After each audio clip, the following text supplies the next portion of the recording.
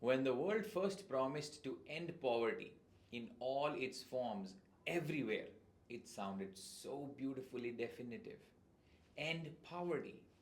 Simple, like turning off a switch.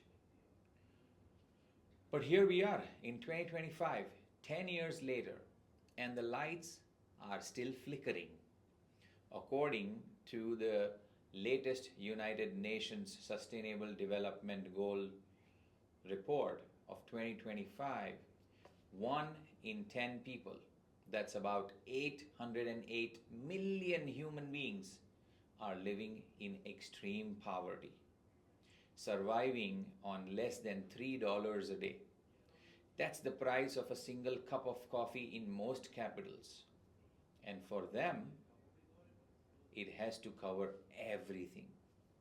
Now, before we fall into despair, let's pause for a small victory lap. For the first time in history, half of the world's population receives some form of social protection: pension, child benefit, health insurance. Progress. This is all incredible progress. Except what it means is that the other half, 3.8 billion people, still live without a safety net. So, yes, we've built the trampoline, but forgot to connect the other springs. Meanwhile, governments in emerging economies are spending 20 percentage points less on health, education, and protection than the advanced economies. Now, that's not policy failure. Let's understand it. It is fiscal starvation. And the new global poverty line was raised from $2.15 to $3 a day. This suddenly made millions poor again overnight. Not because their lives changed, but because our math got more honest. The truth is that poverty today isn't about laziness, it's about vulnerability. If you live in sub-Saharan Africa or a conflict zone, you are statistically more likely to be poor than anywhere else on earth. 3/4 of the world's extreme poor live there.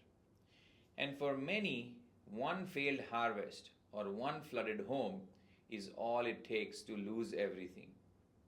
Still, there is hope, because the working poverty rate has dropped to 6.9% globally, down from 8.4% a decade ago.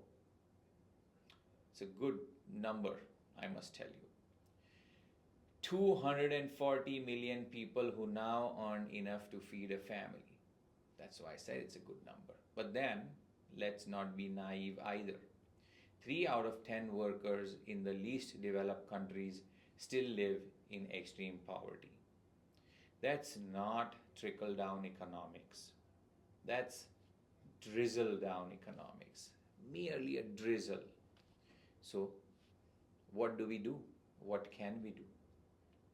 First, we must expand social protection in developing nations, not as charity, but as economic infrastructure.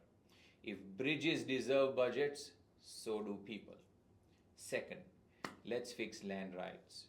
2/3 of people say they feel secure in their land, but fewer than half have documents to prove it. And for women, it's worse. You can't build equity on land you don't legally own.